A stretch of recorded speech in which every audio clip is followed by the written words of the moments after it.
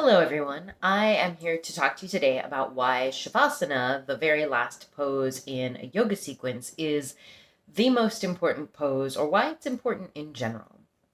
So, for those of you who are newer to yoga or are not familiar with Shavasana or corpse pose, I will show you this picture from Aim True by Kathyrn Budig, who's one of my favorite yoga teachers. Shavasana is this pose right here where you're just laying down and relaxing. Now, I know that I have a lot of students, especially my students who come to sculpt classes, which are more fitness-based yoga classes, and even people, who are just coming to class like early in the morning or in the middle of the day. A lot of people will skip Shavasana, and I understand that. You may have children you have to pick up from school, or work you have to get back to, or groceries you have to go shopping for, and that's totally okay if you have to leave class early. But I always recommend to my students that regardless of whether or not they're staying for the whole class, to just take their own Shavasana if they can't stay for the whole class. Now, here are a few reasons why Shavasana is so important. First of all, it helps with stress management. Having a meditation after intense movement, whether that's yoga or fitness or whatever it is that you're doing, helps your body to relax. When you are in Shavasana, your brain waves slow down, your blood pressure drops, and your breathing slows. So all of this activity that you were doing, essentially putting stress on your body and bringing it to that heightened fight or flight response, will drain out of your body and flood your body and really reap the benefits of the serotonin and the other endorphins that happen when we exercise. So it's slowing your body down after putting it through a stressful state. So that's the first reason. The second reason, and there are multiple reasons, more than what I'm telling you in this video, but I'm just giving you a few reasons. But the second reason is that it's really good practice for stressful times off of your mat.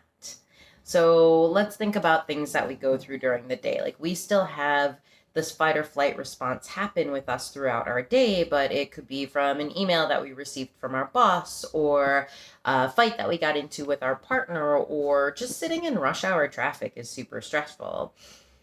When we can find a meditative state, a state of rest and relaxation after creating a stress response in our bodies, that starts to translate to scenarios off of your mat. So let's say you're sitting in rush hour traffic. I live in Los Angeles. It's super stressful. Sometimes you're in traffic for like 2 hours, depending on where you're coming from, where you're going, and what time it is, and whether or not there's accidents on the freeway. So it's a lot, and it can be really stressful.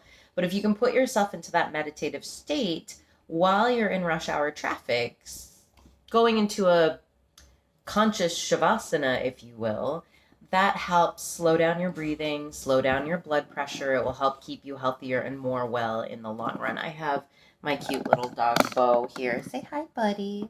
Hi, Bo. So if you hear any extra noises, that would be why. All right. So good practice for stressful times off of your mat.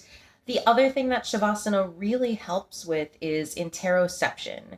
Now, interoception is knowing and being aware of what is going on in your body. So, for instance, the feeling of hunger, the feeling of thirst, the feeling of being hot or cold. There are people who are not as in touch with their bodies, and it can be hard to decipher. Am I thirsty? Am I hungry? Am I hot? Am I cold? Am I sad? Am I angry? Am I happy? Am I joyous? What is happening? What's going on inside my body? Shavasana, really just resting with yourself and being still with everything that's going on inside of your body, helps to enhance interoception, or that knowledge of what's going on inside you, those things that we don't see. Other than that, hi, buddy. Come here. So those are some of the reasons why Shavasana is important. Honestly, for me, I view Shavasana as nap time, which it isn't really. It's not a nap. You're consciously unconscious and in a meditative state, but it gives me permission to slow down in the middle of my day. And it gives me permission to rest, which is not something that I do well. I'm very type A. I'm very go, go, go, 110 miles per hour every single day. And even just having that like 5 to 10 minutes of rest after a class or in the middle of the day, if I'm in the middle of a work day and on a lunch and I'm super tired, I'll go lay in my car in Savasana, one hand on my heart, one hand on my belly, and just breathe. And just having that small amount of time to relax brings me a lot more energy.